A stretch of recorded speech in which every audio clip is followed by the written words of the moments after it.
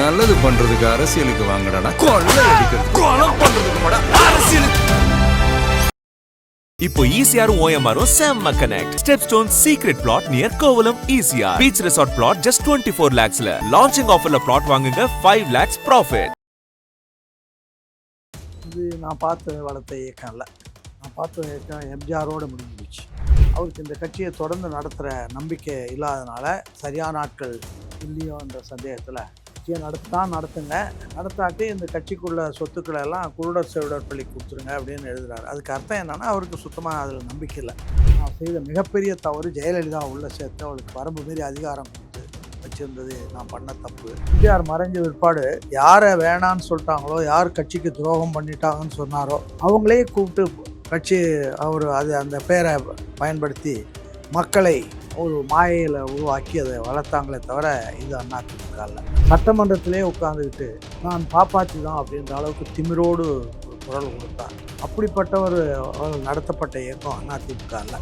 அதிமுக உருவான போது கொள்கை பட்டயம் எம்ஜிஆர் உருவாக்குற போது என்ன சொன்னார்னா, ஊழலிலும் லஞ்சத்திலும் சேர்க்கின்ற சொத்துக்கள் பறிமுதல் செய்யப்பட்ட அரசுடைமையாக்கப்படும்.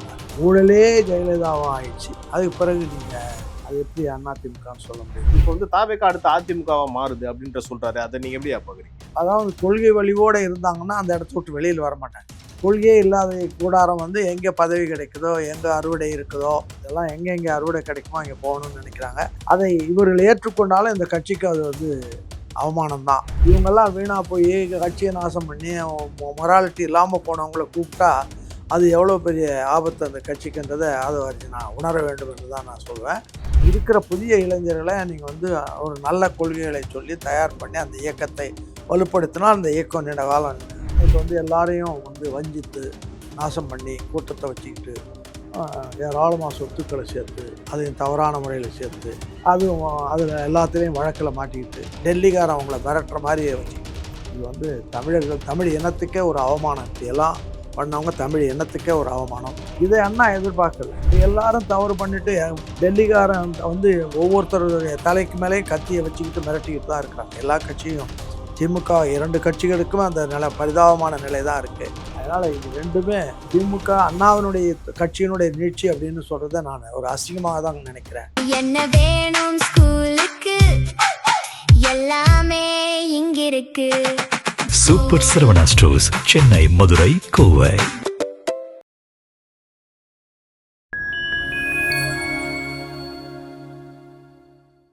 பிரைம் டைம் நேயர்களுக்கு வணக்கம். இன்று நம்மோடு இணைந்திருப்பவர் அதிமுகவின் நிறுவன தலைவர்களில் ஒருவரான திருச்சி சவுந்தரராஜன் அவர்கள். ஐயா வணக்கம். நீங்க பார்த்து வளர்த்த இயக்கம் தான் அதிமுக. இன்னைக்கு அதுல பாத்தீங்கன்னா பல நிர்வாகிகள் இன்னைக்கு தாவேகா பக்கம் போயிட்டு இருக்காங்க. எடப்பாடி பழனிசாமி அவர்களுடைய அந்த தலைமை பிடிக்கல, அதனால நாங்க விலகி தாவேகா கூட போறோம் அப்படின்னு நினைக்கிறீங்க. நீங்க பார்த்து வளர்த்த இயக்கம் இப்படி கொஞ்சம் கொஞ்சமா அழிஞ்சுக்கிட்டே போறதை பாக்குறப்போ உங்களுக்கு எப்படி ஃபீல் ஆகும்? இது நான் பார்த்து வளர்த்த இயக்கம் இல்லை. நான் பார்த்த இயக்கம் எம்ஜிஆரோடு முடிஞ்சு போச்சு. அவருடைய உயிரில் என்ன சொல்லியிருக்காருன்னா, அவருக்கு இந்த கட்சியை தொடர்ந்து நடத்துகிற நம்பிக்கை இல்லாதனால சரியான ஆட்கள் இல்லையோன்ற சந்தேகத்தில் கட்சியை நடத்துங்க, நடத்தாட்டி இந்த கட்சிக்குள்ள சொத்துக்களை எல்லாம் குருடர் செவிடர் பள்ளி கொடுத்துருங்க அப்படின்னு எழுதுறாரு. அதுக்கு அர்த்தம் என்னன்னா, அவருக்கு சுத்தமாக அதில் நம்பிக்கை இல்லை.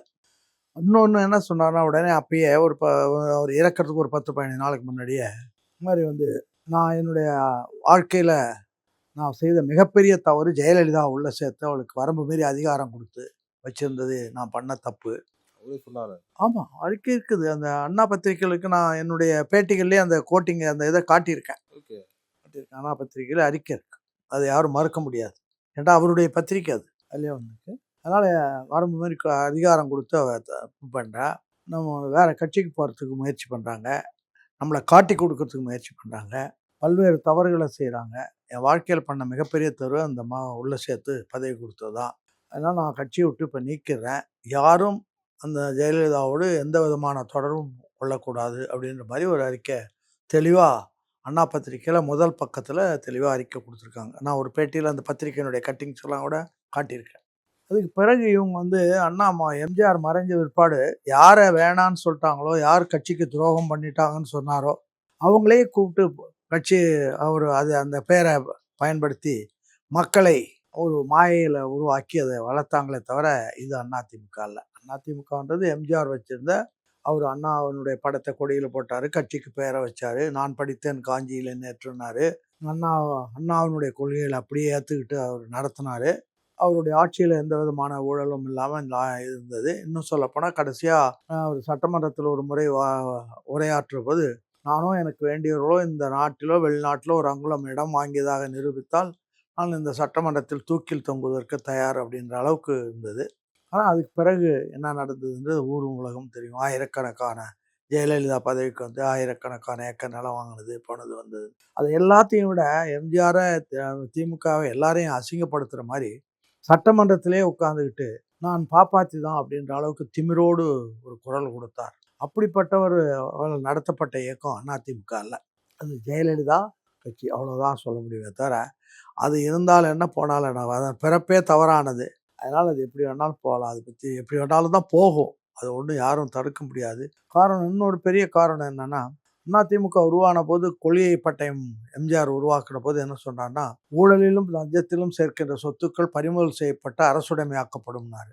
ஊழலே ஜெயலலிதாவும் ஆயிடுச்சு. அதுக்கு பிறகு நீங்கள் அது எப்படி அதிமுகன்னு சொல்ல முடியும்? அதோட நீட்சி தான் இன்னைக்கு எடப்பாடி பழனிசாமி அவர்கள் பண்ணிட்டு இருக்காரு. ஜெயலலிதாவினுடைய மீட்சி தானே தவிர எடப்பாடி பழனிசாமி மற்றவர்களோ பையில் அண்ணா படம் வைக்கல, எம்ஜிஆர் படம் வைக்கல, ஜெயலலிதா படம் அவங்கெல்லாம் தெளிவாக தான் அதை செய்கிறாங்க, மக்களை தான் மயக்கிறாங்க. இதுதான் உள்ளதே தவிர அவங்க வந்து அண்ணாவையோ எம்ஜிஆரையோ அவங்களுடைய கொள்கைகளோ லட்சியத்தையோ ஏற்றுக்கொண்டவர்களல்ல, அதை பற்றி தெரிந்தவர்களும் அல்ல. அதனால் அது ஒன்றும் கிடையாது. ரெண்டாவது, அதிமுகவினுடைய கொள்கை என்ன அப்படின்னு சொல்லிட்டு ஆரம்பத்துலேருந்து எம்ஜிஆர் சொன்னதுலேருந்து அண்ணாவினுடைய கொள்கைகளை அப்படியே ஏற்றுக்கிட்டு தான் பண்ணார். அதெல்லாம் விட்டுட்டு இவங்க வந்து புதுசாக ஒன்று பண்ணிட்டு இவங்க பண்ணுறாங்கன்னா அது உறுதியாக நான் சொல்கிறேன், அது அதிமுக இல்லை, அது எம்ஜிஆரோடு முடிந்து போனது. அதனால் நீங்கள் வந்து அவங்க எப்படி நடக்கிறாங்க போகிறாங்கன்றதுன்னு எப்படி ஜெயலலிதா உருவாக்குனாரோ அதுக்கு தகுந்த மாதிரி அவங்க நடந்துக்கிட்டு இருக்கிறாங்க, அவ்வளோதான். இப்போ நீங்கள் பார்த்தீங்கன்னா முன்னாள் அமைச்சர்கள் கூட பார்த்தீங்கன்னா வெல்லமண்டி நடராஜன் இன்னும் பல எம்எல்ஏக்களே வந்து பார்த்தீங்கன்னா எங்களுக்கு இங்கே இருக்க பிடிக்கல, இப்போ விஜய் அவர்களுடைய தலைமை ஏற்று நாங்கள் தாவேக்கால போய் இணையிறோம் அப்படின்னு சொல்கிறப்போ இந்த ஆதவர்ஜுனா கூட ஒன்று சொல்கிறாரு, இப்போ வந்து தாவேக்கா அடுத்து அதிமுகவா மாறுது அப்படின்ற சொல்கிறாரு. அதை நீங்கள் எப்படி பார்க்குறீங்க? அது ஆதவ அர்ஜுனாவை தான் கேட்கணும். ஆனால் வந்து அங்கே இருக்கிறவங்க இவங்க வந்துடுவாங்கன்றது அவ்வளோ அதாவது கொள்கை வழிவோடு இருந்தாங்கன்னா அந்த இடத்த விட்டு வெளியில் வர மாட்டாங்க. கொள்கையே இல்லாத கூடாரம் வந்து எங்கே பதவி கிடைக்குதோ, எங்கே அறுவடை இருக்குதோ, விளைந்த காட்டுக்குருவிகள்னார் அண்ணா, இதெல்லாம் எங்கெங்கே அறுவடை கிடைக்குமோ அங்கே போகணும்னு நினைக்கிறாங்க. அதை இவர்கள் ஏற்றுக்கொண்டாலும் இந்த கட்சிக்கு அது வந்து அவமானம்தான். அதை எப்படி ஆதவ அர்ஜுனா இதுக்காக சொல்கிறான்னு தெரியல. வருகின்ற இளைஞர்களை எதிர்கால இளைஞர்களை உள்ளே சேர்க்கணுமே தவிர இவங்கெல்லாம் வீணாக போய் கட்சியை நாசம் பண்ணி மொராலிட்டி இல்லாமல் போனவங்கள கூப்பிட்டா அது எவ்வளோ பெரிய ஆபத்து அந்த கட்சிக்குன்றதை ஆதவ அர்ஜுனா உணர வேண்டும் என்று தான் நான் சொல்வேன். அவங்களை கூப்பிட்டு வச்சுக்கிறது வந்து தப்பு. எவ்வளோ இளைஞர்கள் இன்னும் அவங்கள பற்றியே தெரியாத, ஜெயலலிதா பற்றியே தெரியாத தலைமுறைகள் மாறி வந்துடுச்சு.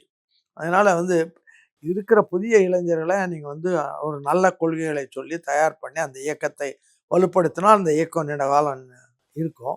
அது இல்லாமல் ஏற்கனவே அங்கே வந்து இன்னும் கொடநாடு வழக்கு இருக்குது, இன்னும் 1008 வழக்கு இருக்குது, ஒவ்வொருத்தர் பேர்லையும் ஊழல் இருக்குது, லஞ்சம் இருக்குது, எல்லா வழக்கும் வச்சுருக்கேன். அவங்கள போய் கூப்பிடுறது வந்து அதை ஆதவ அர்ஜுனா சரியாக யோசனை செய்ய வேண்டும் தான் நான் சொல்லுவேன். ஏன்னா இப்போ முன்னாள் அமைச்சர் விஜயபாஸ்கர் அப்புறம் வி சண்முகம் அவர்கள் கூட பார்த்தீங்கன்னா இன்னும் ஓப்பனாக எடப்பாடி தரப்புக்கு இன்னும் சப்போர்ட் பண்ணலை சார். அவங்க இன்னும் வெயிட் பண்ணிக்கிட்டே இருக்காங்க. நான் இண்டிவிஜுவலாக நான் சொல்ல விருப்பப்படல.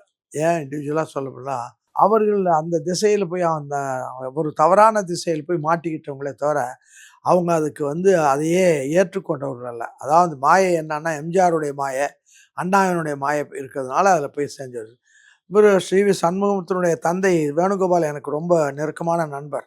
ஏன்னா எங்கூட தான் பெரும்பகுதி இருப்பார், பாராளுமன்ற உறுப்பினர்லாம் இருந்தார். அவரெல்லாம் ரொம்ப நேர்மையானவர். அதனால தான் அவருக்கு இப்போ சண்முகம்னும் பிடி கொடுக்காமல் இருக்கார். அவங்களுக்கெல்லாம் வந்து கொள்கை என்ன கட்சின்னா என்ன, இந்த கட்சி எதுக்காக உருவாச்சு, எப்படி இருந்த நாம் எப்படி வந்திருக்கிறோம், இதெல்லாம் வரலாறுகளை தொடர்ந்து படித்தால் தெரிந்து கொண்டால்தான் அவங்களும் அதை ஏற்றுக்கொள்வார்கள். அவங்களெல்லாம் நான் வந்து ஏதோ தவறான திசையில் போனவங்களே தவிர அவங்க வந்து அந்த உண்மையாக சரியான திசை தெரியாமல் எங்கேயோ போய் மாட்டிக்கிட்டவங்களே தவிர அவங்களெல்லாம் இண்டிவிஜுவலாக நான் கிரிட்டிசைஸ் பண்ணுறதுன்னு சொன்னால் அது நல்லா இருக்காது. அது நீங்கள் ஒரு பக்கம் இந்த மாதிரி சொன்னால் கூட இப்போ அவங்களுக்குன்னு ஒரு எதிர்காலம்னு ஒன்று அவங்களும் யோசிப்பாங்க இல்லையா, அதை யோசிக்கிறப்ப அவங்க அந்த சைடு போனதுல ஏன் அரசியலில் தான் இருந்தாகணும்னு என்ன இருக்குது? நீங்கள் வந்து அரசியல் இருந்தீங்க, அரசியலே தப்பாக போச்சு, புதிய தலைமுறை வந்திருக்கு, அவங்க அடுத்த தலைமுறைக்கு அதை விட்டுட்டு நீங்கள் போயிட வேண்டியது தானே. உங்களுக்கு என்ன இருக்கிறது? ஒன்றும் இல்லை. இப்போ அண்ணாவே கட்சி ஆரம்பித்த போது அண்ணாவினுடைய வயது 40 கூட இல்லை. அது கீழே தான் எல்லாரும் 24, 25, 28, 30 அப்படி தான் இருந்தாங்களே தவிர அண்ணாவுக்கு மேலே வயதானவர்கள் இங்கே யாரும் இல்லை. அதனால் அந்த தலைமுறைக்கு விட்டு நீங்கள் வந்து சரி இது வரைக்கும் இருந்தோம், நம்ம வந்து நம்மளுடைய நிலைமை சரியில்லை, நம்ம பண்ணதில் பல தவறுகள், நம்மளும் இருந்து பண்ணதில் பல தவறுகள் நடந்திருக்கு, இது சமுதாயத்துக்கு விரோதமானது அப்படின்னு சொல்லணும். நீங்கள்லாம் நேர்மையாக அண்ணாவனுடைய லட்சியத்தோடு நடந்திருந்தால், அண்ணாவனுடைய கொள்கையோடு நடந்திருந்தால், தமிழ்நாட்டில் கடைசி ஆள்னு சொல்ல கூட மாட்டேன், கடைசி பிச்சைக்காரன் கூட 2 கோடிக்கு சொத்து இருக்கும் குறைஞ்சது. காரணம், நீங்கள் 1 லட்ச ரூபா லஞ்சம் வாங்கணும்னா குறைஞ்சது ஒரு 20 லட்ச ரூபா சொத்து, பொது சொத்தை நீங்கள் தானம் பண்ணணும். நீங்கள் பண்ணதே இப்போ லட்சக்கணக்கான கோடிகள் இருக்குது. அப்படின்னா தானம் பண்ணது யாருடைய சொத்து? பொது சொத்து. அதெல்லாம் ஒழுங்காக இருந்திருந்தால் கடைசி ஆள் வரைக்கும் அதை நல்ல வசதியோடு வாழ்ந்திருக்க முடியும். அதுக்கு வந்து வசதியோடு எல்லாருமே வாழ முடியும். காரணம், நான் வந்து சுவிட்சர்லாந்து போயிருந்தேன். இங்கே வந்து ஒரு நாள் இரவில் பார்க்குற போது 2 மணிக்கு இருக்கும், ஒரு சத்தம் கேட்டது வெளியில். பால்கனிலேருந்து எட்டி பார்த்தேன். ஒரு பெரும்பாடுமான காரில் ஒருத்தர் வந்தார். அவருக்கு பின்னால் ஒரு வண்டியை டோ பண்ணிட்டு வந்திருந்தார். அதில் வந்து ஒரு 7-8 சுவிட்சை எடுத்து ரோட்டில் வந்து அதை இது பண்ணார், இணைச்சார். கொஞ்சம் நேரம் மோட்ரு ஆன் பண்ணார். அப்புறம் கொஞ்சம் நேரம் கழித்து போயிட்டார். காலையில் இது யாராதுன்னு நான் கேட்டால், அவர் தான் ஸ்கேவெஞ்சர், சாக்கடையை கழுவுறவருடைய அப்படி. அதனால் யாரும் கேவலம் இல்லை. இன்னும் ஃபிலாசபி என்ன சொல்லுதுன்னா, ஒரு கையால் நீங்கள் உணவு உண்றீங்க, இன்னொரு கையால் நீங்கள் யாராக இருந்தாலும், மகாராஜாவாக இருந்தாலும் மகாராணியாக இருந்தாலும் மலத்தை தொட்டே ஆகணும். 2க்கும் வித்தியாசம் இல்லை. அதனால் அதுக்கு வேலை இருக்குது. அந்த வேலைகளை அவங்கவுங்க செய்யணும். உடம்புல இருக்கிற ஒரு கை, இன்னொரு கை, 2ம் நம்ம உடம்புல தான் இருக்குது. அதனால் சமுதாயம் அப்படி தான் அமைக்க முடியும். அதனால் எல்லாரும் நல்லா இருக்கலாம், எல்லோரும் எல்லாமும் பெற வேண்டும், இல்லாமல் இல்லாத நிலை வேண்டும்னு தான் சொல்லியிருக்குது. அதுக்கு வந்து அது இல்லாமல் இன்றைக்கி வந்து எல்லாரையும் வந்து வஞ்சித்து நாசம் பண்ணி கூட்டத்தை வச்சுக்கிட்டு ஏராளமாக சொத்துக்களை சேர்த்து அதையும் தவறான முறையில் சேர்த்து அதுவும் அதில் எல்லாத்துலேயும் வழக்கில் மாட்டிக்கிட்டு டெல்லிக்காரன் அவங்கள மிரட்டுற மாதிரி வச்சுக்கிட்டு இருக்கீங்க. இது வந்து தமிழர்கள், தமிழ் இனத்துக்கே ஒரு அவமானம். இப்படியெல்லாம் பண்ணவங்க தமிழ் இனத்துக்கே ஒரு அவமானம். இதை அண்ணா எதிர்பார்க்கல. அண்ணா வந்து 1966 விருகம்பாக்கத்தில் மாநாடு, 67 தேர்தலுக்கு முன்னாடி மாநாடு. அந்த மாநாட்டில் சொன்னார், நம்முடைய இயக்கத்தினுடைய பணி இன்னொரு 50 ஆண்டு காலம் இந்த நாட்டுக்கு தேவை. ஆனால் வந்து நாம் வந்து ஒழுக்கத்தோட நேர்மையாக நாணயமாக இருந்தால் தான் அதை செய்ய முடியும், தவறாக இருந்தால் செய்ய முடியாது. காரணம், தவறு எதிரிகளுக்கு இடம் கொடுத்துடும். அதனால் ஒழுக்கமாக இருந்து ஒரு நாட்டுக்கு தொண்டு செய்கிற அந்த மனப்பான்மையோடு இருந்து செய்யணும். தீதும் நன்றும் பிறதர வரா. தீமை வரணுன்னாலும் நீங்கள் தான் தேடிக்கணும், நன்மை வரணும்னு நீங்கள் தான் தேடிக்கணும்னாரு. இப்போ எல்லாரும் தவறு பண்ணிவிட்டு டெல்லிக்காரன் வந்து ஒவ்வொருத்தருடைய தலைக்கு மேலேயும் கத்தியை வச்சுக்கிட்டு மிரட்டிக்கிட்டு தான் இருக்கிறாங்க. எல்லா கட்சியும், திமுக 2 கட்சிகளுக்குமே அந்த பரிதாபமான நிலை தான் இருக்குது. அதனால் இது 2மே திமுக அண்ணாவினுடைய கட்சியினுடைய நீட்சி அப்படின்னு சொல்கிறத நான் ஒரு அசிங்கமாக தான் நினைக்கிறேன். அதனால் வந்து இது தேவையில்லாது. ஓகே, நீங்கள் வந்து பார்த்துருப்பீங்க, அண்ணா அவர்களுடைய அமைச்சரவையிலும் சரி, எம்ஜிஆர் அவர்களுடைய அமைச்சரவையிலும் சரி, இளம் அமைச்சர்கள் அதிகமாக இருந்தாங்க. இன்றைக்கி திரு விஜய் அவர்களுடைய அமைச்சரவையிலும் பல பேர் வந்து பார்த்தீங்கன்னா 40 வயதுக்கு உட்பட்டவர்கள் தான் அதிகமாக இருக்காங்க. இந்த அமைச்சரவை எப்படியா பார்க்குறீங்க? இல்லை, இந்த அமைச்சரைக்கு நான் சொல்கிறது, இவங்க கொண்டு வந்துட்டீங்க. இப்போ அண்ணாவினுடைய அமைச்சரவைன்றது வந்து, அண்ணா வந்து பல்லாண்டு காலம், அதாவது அண்ணா ஆட்சிக்கு வரும்போது 67 ஒரு நிருபர் கேட்குறாரு, நீங்கள் 18 ஆண்டுகள், அதாவது 49 கட்சி ஆரம்பித்து 67 ஆட்சிக்கு வந்துட்டீங்க அப்படின்னு கேட்குறாரு. அப்போ அண்ணா என்ன சொல்கிறாருன்னா, நீங்கள் சொல்கிறது 18 ஆண்டு என்னுடைய உழைப்பில் வந்ததில்ல, 60 ஆண்டு கால உழைப்பில் வந்தது. 1907, 8லேருந்து ஆரம்பிச்சிலேருந்து வந்த அவங்களுடைய உழைப்பெல்லாம் சேர்ந்ததனுடைய பலன்தான் இது, என்னுடைய வேலை மட்டும் அல்ல அப்படின்றார். அவ்வளவு காலமும் இவங்க எவ்வளோ பயிற்சி கொடுத்துருக்காங்க, எவ்வளோ கொள்கை மாநாடுகள், எவ்வளோ பிரச்சாரங்கள் நடத்திருக்கு, அதெல்லாம் பண்ணி வந்தால் எல்லாரும் வந்து கொள்கை மறவர்களாக இருந்தாங்க.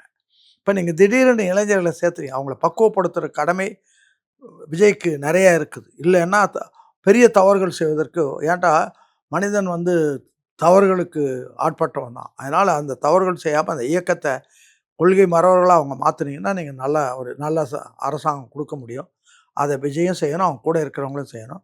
கூட இருக்கிறவங்களுக்கு நான் என்ன சொல்கிறேன்னா, நீங்கள் வந்து ஏற்கனவே தப்பு பண்ணி இருக்கிறவங்கள வந்து கூப்பிடுறது வந்து உங்கள் இயக்கத்துக்கு ஒரு இழுக்கை தான் கொடுக்கும். அதை அந்த அந்த இழுக்கை நீங்கள் தேடிக்கொள்ள வேண்டாம். அதான் கண்டிப்பாக. நீங்க இப்ப கூட செய்தியில பார்த்திருப்பீங்க, ஒரு இளம் அமைச்சர் அறநிலைத்துறைக்கு ரமேஷ் ஆமா, ரமேஷ். நியமிச்சிருக்காங்க. நீ போய் திருச்செந்தூர் முருகன் கோயில்ல கூட போய் ஆய்வுலாம் பண்ணிருக்காங்க. அப்ப அவர்கிட்டயே வந்து ஒரு 4000 ரூபாய் லஞ்சம் கேட்டிருக்கிறதா சார் ஒரு செய்திலாம் வந்திருக்கு. வழி வழியாக கடந்த 40-50 ஆண்டு காலமாக எல்லாரும் லஞ்சம் வாங்குறதுக்கு ட்ரைனிங் கொடுத்தாச்சு. அவங்கவுங்க எங்கெங்கே முடியுமோ அங்கங்கே வாங்கினாங்க. அதனுடைய நீட்சி தான் இது. இன்னும் இவங்க ஆட்சி இன்னும் அதாவது ஒரு ஆட்சி வந்து எல்லாத்தையும் தெரிஞ்சுக்கிட்டு பக்குவப்பட்டு கரெக்ட் பண்ணுறதுக்கு குறைஞ்சது ஒரு 6 மாதமாச்சும் வேணும். அதுதான் பெருந்தலைவர் காமராஜர் அண்ணா ஆட்சி வந்தபோதே 6 மாதத்துக்கு நம்ம வாய் தரக்கூடாது, அவங்க ஆட்சி 6 மாதத்துக்கு பிறகு தான் நம்ம பேசணும்னாரு. ஆனால் அதே வார்த்தையை சொன்ன ஸ்டாலின் மறுநாளே அந்த வேலையை அதை விட்டுட்டு வார்த்தை ஒன்று சொல்ல ஒன்றும் செயல் வேறுன்ற மாதிரி விட்டுட்டு வந்துட்டாப்புல. அதனால் இதெல்லாம் வந்து உங்களுடைய ஆட்சியில் பயிற்சி பெற்றவங்க, உங்கள் ஆட்சியில் பழந்தின்னு கொட்டை போட்டவங்கலாம் இருக்காங்க. அவங்களாம் இந்த ஆட்சிக்கு எப்படியா கெட்ட பேர் வர்றதுக்கு பல பேர் மின்சாரத்துறையில் நிறைய பேர் இருக்கிறாங்க. வேணும்னு மின்சாரத்தை கட் பண்ணுறது போகிறது வர்றது ஆட்சி கெட்ட பேர் வர்றதுக்கு அதுல கூட நிறைய கரண்ட் கட்டலாம் நிறைய அதெல்லாம் யார் உங்கள் ஆளுங்க, நீங்கள் பயிற்சி கொடுத்த ஆளுங்க, உங்களால் ஆதாயம் தேடியவர்கள் பழக்கப்பட்டவர்கள் இருக்காங்க. அவங்களாம் திருந்துறதுக்கும் ஒரு டைம் கொடுக்கணும், இல்லை திருத்துவதற்கு அரசாங்கத்திற்கு ஒரு டைம் கொடுக்கணும். ஓகே. அதாவது இது வரைக்கும் ஒரு 50-60 ஆண்டு கால திராவிட ஆட்சியில வந்து பாத்தீங்கன்னா அந்த பார்ப்பனர்களுக்கு எதிரான ஒரு ஆட்சியா நடந்துச்சுன்னு நம்ம சொல்லலாம். அப்படியான ஒரு பார்ப்பன அமைச்சர் தான் இன்னைக்கு அறநிலைத்துறையிலேயே அமைச்சிருக்காங்க. நீங்க கூட இப்ப நம்ம பேசின மாதிரி ரமேஷ் அவர்களா, இது உண்மையிலேயே நல்ல விஷயம் பாக்குறீங்களா நீங்க? இல்லை, பார்ப்பனர்கள் எல்லோரும் கெட்டவர்கள்னு யாராவது சொன்னால் அது தப்பு. எல்லோரும் அப்படி இல்லை. ஆனால் அவங்க வச்சிருக்கிற அந்த தர்மங்கள் இருக்குதுல்ல, அவங்க சொல்கிற நிதிகள் போக்குவரத்து இருக்க, அது வந்து மற்ற இனங்களை மனிதர்களாக ஏற்றுக்கொள்ளாத ஒரு சட்டத்திட்டங்கள், அந்த மனு தர்மம், வர்ணாசிரமம், இதெல்லாம் வந்து அதை சேர்ந்தது. அதில் துய்த்து போனவர்கள் இருக்காங்க. அதுலேருந்து வெளியில் வந்து புரட்சிகரமான பார்ப்பனர்கள் நிறையா இருக்காங்க. நிறைய இப்போ ஊவே சாமிநாதையர் இருந்தார். அவர் வந்து ஆய்வு பண்ணி தமிழ் இலக்கியங்களை கொண்டு வரலைன்னா தமிழில் இலக்கியங்களே இல்லாமல் போயிருக்கும். அதே மாதிரி இந்த இதில் சுயமரியாதை இயக்கங்கள் அந்த மறைமலடிகள் காலத்தில் சூரியநாராயண சாஸ்திரி, விகோ சூரியநாராயண சாஸ்திரின்னு இருந்தார். அவர் பெயரில் ராயப்பேட்டையில் ஒரு ரோடே இருக்குது, அது பேர். அவர் தன்னுடைய பெயரையே தமிழ் பெயராக பரிதிமாற் கலைஞர்னு மாற்றிக்கிட்டார். அப்படிப்பட்டவங்களாம் இருக்கிறாங்க, இப்போவும் இருக்கிறாங்க. அல்லன்னு அதே அவங்களுடைய மூலக்கொள்கைகளோடு இருந்தாங்கன்னா அதுதான் தப்பு. அவங்கள தான் நம்ம எதிர்க்கிறோம். ஒன்று மாற்றிக்கோ இல்லை மாற்றுவோம், 2 தான். இதுதான் நடக்கும். இதுதான் பெரியாரும் செஞ்சார். பெரியார் வந்து 1944ன்னு கருதுகிறேன், இந்த ராயப்பேட்டையில் லக்ஷ்மி நகர் யுவர் சங்கம்னு ஒன்று இருந்தது. அது இப்போ இருக்கிற அதிமுக தலைமை கழகத்துக்கு எதிர் சைடில் தான் இருக்கும்னு நினைக்கிறேன். அது இருந்தது. அவங்க வந்து பெரியாரை கூப்பிடுறாங்க. அப்போ பெரியாருடைய நண்பர்கள்லாம் என்ன சொல்கிறாங்க, அங்கே போகாதீங்க, அவங்க விதண்டாவாதமாக பேசி ஏதாச்சும் இது பண்ணுவாங்கன்னு. இல்லை அவங்க இடத்துல நான் போய் சந்திக்கிறேன்னு பெரியார் போகிறார். போகிறபோது எல்லாம் பேசி முடித்த பிற்பாடு பெரியார் என்ன சொன்னார், நீங்கள் எப்பயோ வந்தேரிகள் தான் வந்தீங்க, இப்படி வந்து பல ஆண்டு காலம் ஆயிடுச்சு, வந்து எல்லாம் கலந்து ரத்தமெல்லாம் கலந்து எல்லாம் போயிடுச்சு. இப்போ நீங்கள் வந்து நான் என்ன சொல்கிறேன்னா, நீங்கள் நம்மெல்லாம் ஒன்றாயிடலாம். நீங்கள் இப்போ உயர்ந்த ஜாதின்னு சொல்லாதீங்க, நாங்கள் தாழ்ந்தவங்களும் சொல்லாதீங்க, 2ம் ஒன்றா போயிடலாம் அப்படின்னு தான் சொன்னார். அதனால் அது வந்து அதில் வந்து குறிப்பிட்ட சில பேர் அந்த பார்ப்பன இதோடு இருக்கிறவங்களுக்கு தான் அது பொருந்துமே தவிர எல்லா பார்ப்பனர்களும் அப்படி இல்லை. நீங்க சொன்ன மாதிரி கூட திரு ரமேஷ் அவர்கள் அறநிலைத்துறை அமைச்சர் அவர்கள் கூட வந்து பாத்தீங்கன்னா அவருடைய சமூக வலைதளத்துல பெரியாருடைய எடுத்த ஆமாம் நிறைய இருக்கிற போட்டோஸ் எல்லாம் கூட இருந்துச்சு. திமுகவிலேயே ராமன் ஒருத்தர் 53 ராமன் ஒரு வழக்கறிஞர், பெரிய வழக்கறிஞர், விபி ராமன் குரூப், அவங்கெல்லாம் வந்தாங்க. அதெல்லாம் இருக்கிறாங்க, இல்லைன்னு சொல்ல முடியாது. இன்னும் திமுகவில் கிளை செயலாளர், ஒன்றிய செயலாளர்லாம் இருக்கிறாங்க. அதனால் இல்லாமல் கிடையாது. அதனால் எல்லா பார்ப்பனர்களையும் அப்படி சொல்ல வேண்டியதில்லை. அந்த பார்ப்பன மனதோடு இருக்கிறவங்களுக்கு தான் அது பொருந்துமே தவிர எல்லாருக்கும் அல்ல. பார்ப்பன மனது இப்போ சிதம்பரத்தில் நடராஜர் கோயிலில் செய்கிற பாப்பானுங்க செய்கிற அயோக்கியத்தனம் எவ்வளோ இருக்குதுன்னு பாருங்கள். அந்த ஊரில் தான் படித்தவன். இவனுக்கு பண்ணுறது திரும்ப பண்ணுறானுங்க. என் கூட 6ஆவதுல ஒரு பையன் படித்தான், அவன் பேர் கங்காதரன்னு பேர். சைடில் குடுமி வச்சுருப்பான். அவன் ஒரு குழந்தைய தூக்கிட்டு வருவான். யார் அதுன்னா என் ஆத்துக்காரினும். அது குழந்தைக்கு 3 வயசு தான் இருக்கும். 3 வயசுலேயே கல்யாணம் பண்ணி அதெல்லாம் பண்ண இந்த கொடுமைகள். பெண்களை அவங்க பெண்கள் இன்னும் சொல்லப்போனா பார்ப்பன பெண்களையே அவங்க மனிதர்களாகவே இன்று வரையில் அவங்க ஏற்றுக்கொள்ளுது. அதெல்லாம் வந்து ஒரு அந்த அந்த சமுதாயம் வளர்வதற்கு அவர்களை பயன்படுத்தி அவர்கள் அதுக்கு செய்யணுன்றது தான் அவங்க தர்மம். என்ன சொல்கிறான்னா, நம்முடைய குலத்தினுடைய மேன்மைக்காக நம்முடைய குலப்பெண்கள் சர்வபரி தியாகம் செய்து நம்ம குலத்தை வளர்க்கணுன்றான். அப்படியெல்லாம் வச்சுருந்தவங்க தானே தவிர இவங்க மனிதர்களாகவே ஏற்றுக்கொள்ளலை தானே. முதல்ல திரு விஜய் அவர்கள் வந்து இப்ப டெல்லிக்கு போயிருந்தாரு, பிரதமரை கூட போய் பார்த்தாரு. ஆனா வந்து காங்கிரஸ் தலைவர் திருமதி சோனியா காந்தி அவங்களையும் கார்கே அவர்களையும் போய் பார்க்கலன்ற விஜயினுடைய விமர்சனம் நடவடிக்கையை வந்தது. நான் ஒவ்வொன்றும் கவனமாக பார்த்துட்டு இருக்கிறேன். ரொம்ப டீப்பாக, ரொம்ப நிதானமாக அவருடைய வேலையை மிக சிறப்பாக செஞ்சுட்டு இருக்கார். அவர் இப்போ தான் அரசு பொறுப்பை எடுத்துக்கிட்டு இருக்கார். அரசாங்கம் ஒரு பெரிய கடல். எல்லாத்தையும் தெரிஞ்சுக்கிட்ட பிற்பாடு வெளியில் வந்து பேசுகிறதோ சொல்கிறதோ செய்கிறோம். அது இல்லாமல் உடனே பேட்டி வேணாம். அண்ணா வந்து முதல்ல மாணவராக இருந்த காலத்திலேருந்து பெரும் பேச்சாளராக சமூக சீர்திருத்தவாதியாக வளர்ந்து வந்தார். அவர் எதையும் ஃபேஸ் பண்ணுறதுக்கு தயாராக இருந்தார். இன்னும் சொல்லப்போனால் அண்ணா ராஜ்யசபாவுக்கு போய் பேசுகிறபோது 62 அவர் பேசுகிறபோது பல பேர் அந்த பேச்சை குறுக்கிடுறாங்க. அப்போ கம்யூனிஸ்ட் கட்சியினுடைய தலைவர் வந்து இவர் பூபேஷ் குப்தா இது கன்னி பேச்சில் தலையிடக்கூடாதுன்றாங்க. அப்போ அண்ணா வந்து சொல்கிறாரு, கன்னி பேச்சு தான், ஆனால் யார் வேணாலும் தலையிடட்டும், நான் பதில் சொல்கிறேன்னு எல்லாத்துக்கும் பதில் சொல்கிறார். அவருடைய ஸ்பீச்செல்லாம் கேட்டிங்கன்னா ரொம்ப அதை கண்டு தான் ஜவஹர்லால் நேருவே பயந்தார். அவருடைய ஆராய்டர் பவரை கண்டு பயந்து, இவ்வளோ திறமை உள்ளவர் இருக்கார், இந்த நாட்டை பிரிச்சுடுவார் கண்டிப்பாக, மக்கள் நம்மளையே இந்த பாராளுமன்றத்தையே ஆட்டி படைக்கிறாரு, இவர் என்ன பண்ணுறது அப்படின்னு சொல்லிட்டு பார்த்தா பிரிவினை தடை சட்டமே அண்ணாவால் தான் வந்தது. அண்ணா போய் அங்கே பேசாமல் இருந்தால் அவ்வளோ ஜல்தியாக இந்த சட்டம் வந்தே இருக்காது. அப்படிப்பட்ட திறமை உள்ளவரெல்லாம் இருந்திருக்கிறாங்க. ஆனால் அதோடு இன்றைக்கி திடீர்னு வர்றவங்கள நம்ம கம்பேர் பண்ணால் தப்பு. இன்னும் கொஞ்சம் காலம் அவருக்கு டைம் கொடுக்கணும், அதெல்லாம் தெரிஞ்சுக்கிட்டு அதுக்கு பிறகு என்ன பண்ணுறாங்க, என்ன பேசுகிறாங்கன்னு நிருபர்கள் பல நேரங்கள் வக்கனையாக கேள்வி கேட்பாங்க. அதுக்கெல்லாம் பதில் சொல்கிற போது ஒரு நான் கேட்கணும்னு நினைச்சேன். எல்லா முதல்வரும் டெல்லிக்கு போனாங்கன்னா ப்ரெஸ்ஸை பார்ப்பாங்க. ஆனா விஜய் அவர்கள் அதை பார்க்கவே இல்லை, ப்ரெஸ்ஸை பற்றி எதுவுமே சொல்லலை. அது ஒரு விமர்சனமா இருக்கு. பார்த்து தான் ஆகணுன்றது இல்லை. அவர் வந்து இன்னும் கொஞ்சம் காலம் ஒரு மாதம் 2 மாதம் போன ஒருபாடு எல்லார் கேள்விக்கும் பதில் சொல்கிற தகுதியை தன்னால் வளர்த்துக்கிட்டுவார். காரணம், எல்லா துறையை பற்றி அவர் தெரிஞ்சால் தான் அவங்களுக்கு பதில் சொல்ல முடியும். அதனால் இப்போ எடுத்ததுமே அவரை வந்து நீங்கள் வந்து அவர்கிட்ட கேள்வி கேட்டு திசையை திருப்பினீங்கன்னா அது வேறு மாதிரி போயிடும். அதனால் அவருக்கு எப்போ முடியுமோ அப்போ பண்ண போகிறாரு. அவங்களுக்கு நிருபர்களுக்கு பதில் சொல்லி தான் ஆட்சி நடத்தணும்னு அவசியம் இல்லை. ஆட்சி ஒழுங்காக நடத்தினா அது போதும், அவ்வளோ. இன்னொரு விஷயம், ஏன் வந்து சோனியா காந்தி அவர்களை போய் சந்திக்கலைன்னா, ஒரு பக்கம் வந்து கர்நாடகா காங்கிரஸ்ல அந்த முதல்வரையும் இப்போ இறங்கிட்டாரு, சித்தராமையா இறங்கியிருக்காரு, இப்போ DK சிவகுமார் முதலமைச்சராக பதவி ஏற்க போகிறார், அதனாலையும் போய் பார்க்கல அப்படின்ற ஒரு காரணம் வருது. இன்னொரு விஷயம், மேகதாது பிரச்சனைனாலையும் போய் பார்க்கல அப்படின்னு வருது. ரெண்டுமே என்னை பொறுத்த வரைக்கும் இல்லை. அவர் வந்து ஒரு அரசு சார்பில் போகிறவர் பிரைம் மினிஸ்டர் பார்க்குறாரு, கவர்மெண்ட்டை பார்க்குறாரு, இந்த கவர்மெண்ட்டுடைய கொள்கைகளை இவங்களுக்கு தேவைகளை சொல்ல போகிறார். அது வரைக்கும் சொல்லிட்டு வந்தால் அவர் வந்த பாரியம் இதுதான் போகும். அவர் அந்தாண்ட போனாருன்னா இவர் எல்லாரையும் பார்க்க வந்த போதும் போன போக்கில் இதை கொடுத்துட்டு போனாருன்ற மாதிரி அதுக்கு ஒரு இம்பார்ட்டன்ஸ் எல்லாம் போயிடும். அதனால் நீங்கள் வந்து அரசு முறையில் அதுவும் முதல்ல போகிற போது பிரைம் மினிஸ்டரை, உள்ளாட்சி தலைவரை, நிதி அமைச்சரை பார்க்க போனார்.